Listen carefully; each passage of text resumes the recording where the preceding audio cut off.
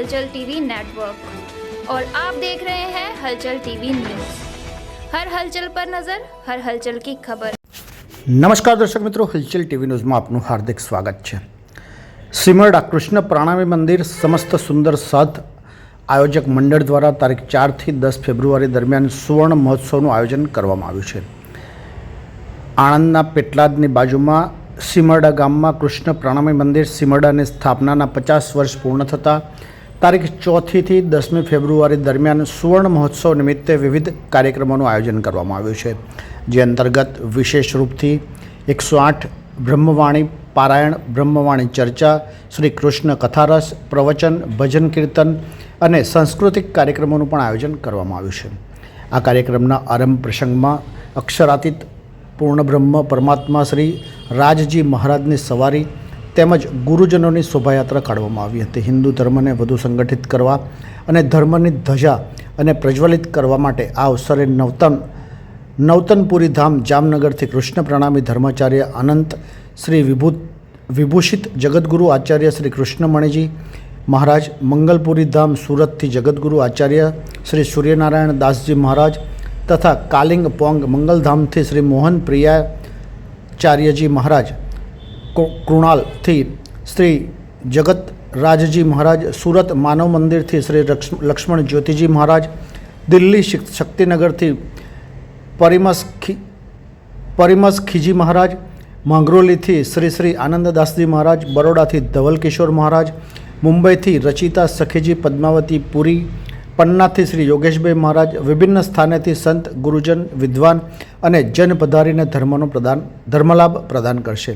આ સુવર્ણ મહોત્સવ નિમિત્તે બપોરે અને સાંજે ભોજન પ્રસાદ, સત્સંગ, પ્રવચન અને સાંસ્કૃતિક કાર્યક્રમોનો લાભ લેવા પણ જનતાને અનુરોધ કરવામાં આવ્યો હતો।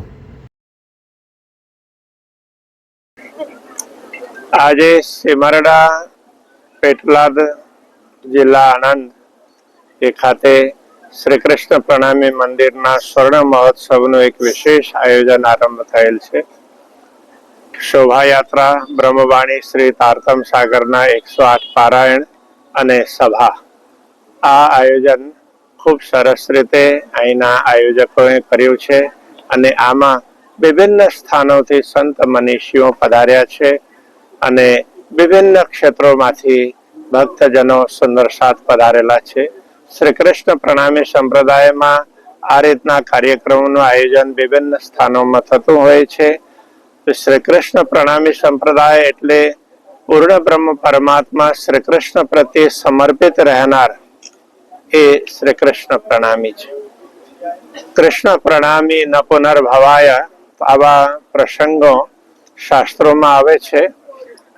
મહાભારતમાં પણ ભીષ્મ પિતામહજી કહે છે, શ્રી કૃષ્ણજીને નમન કરનાર એને જન્મ અને મૃત્યુના ચક્રમાં આવવાની જરૂરત પડતી નથી। તો એ કૃષ્ણ ભક્તિની પરંપરા કે જેમાં બ્રજમાં ગોપીઓએ જે રીતે ભાવ સમર્પિત કરેલો એ પ્રમાણેનો ભાવ જેટલા પણ મહાપુરુષો આ જગતમાં એ છે કે એમાં શ્રી કૃષ્ણને કેવલ અવતારી સ્વરૂપ જ માનતા હોય એવું નથી। અવતાર તો એ છે જ, પણ મૂળ રૂપે પૂર્ણ બ્રહ્મ પરમાત્મા એ પણ શ્રી કૃષ્ણ છે। પૂર્ણ બ્રહ્મ પરમાત્માને જ શ્રી કૃષ્ણ કહેવામાં આવે છે, પૂર્ણને જ કૃષ્ણ કહેવામાં આવે છે।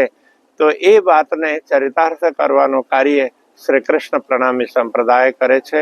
તો અહીં 7 દિવસીય કાર્યક્રમમાં આ રીતે અલગ અલગ વક્તાઓ દ્વારા ધર્મ, જીવન શૈલી અને આજના સમયમાં બધા હિન્દુઓએ કેમ એકત્રિત થવાની જરૂરત છે, સમરસતાની વાત પણ શ્રી કૃષ્ણ પ્રણામી સંપ્રદાયની એક વિશેષતા છે। અહીં કોઈ પણ નાત જાતની બાબતમાં કોઈ અંતર નથી અને બધા એક સાથ રહીને આપણે બધા પૂર્ણ બ્રહ્મ પરમાત્માના સેવકો છીએ, અંશો છીએ, ઉપાસકો છીએ, અનુયાયીઓ છીએ। એ પ્રમાણેનો ભાવ રાખીને ભજન, ભક્તિ અને સમાજ સેવાના કાર્યો થતા હોય છે।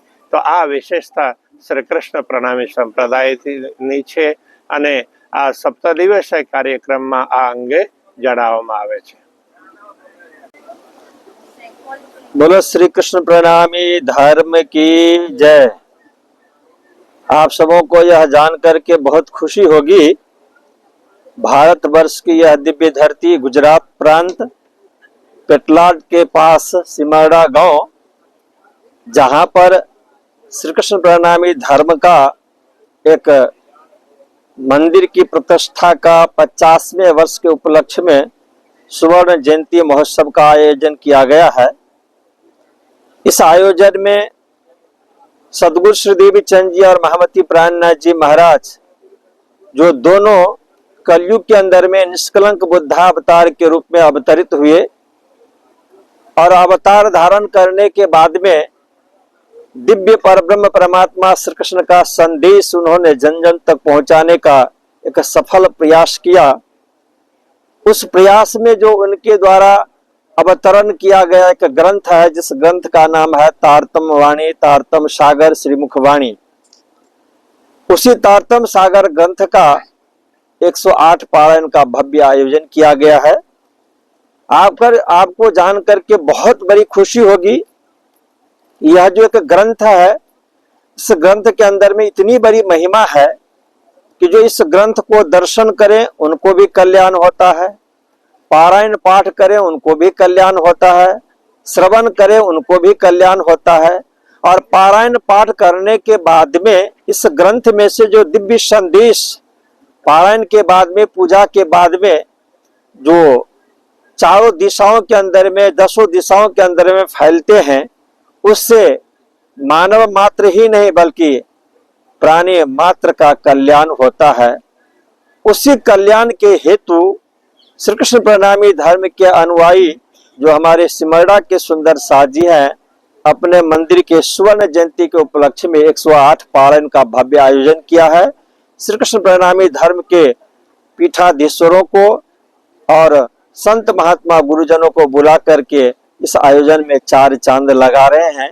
इससे आप सभी यहाँ के जो हमारे भक्तजन सुंदर साथ है उनको भी लाभ मिलता है, देश विदेश में रहने वाले हैं उनको भी आनंद मिलता है और अन्य सभी भक्तों को कल्याण होता है। इसी कल्याण हेतु इस सुंदर भव्य आयोजन का आयोजन किया गया है। आप सब भी यदि संदेश पहुंचता है तो आए, पधारें पेटलाद सिमरड़ा की धरती पे और आनंद ग्रहण करें। प्रणाम आप सबों को। श्री कृष्ण प्रणामी धर्म की जय। ये है हलचल टीवी नेटवर्क और आप देख रहे हैं हलचल टीवी न्यूज़। हर हलचल पर नजर, हर हलचल की खबर।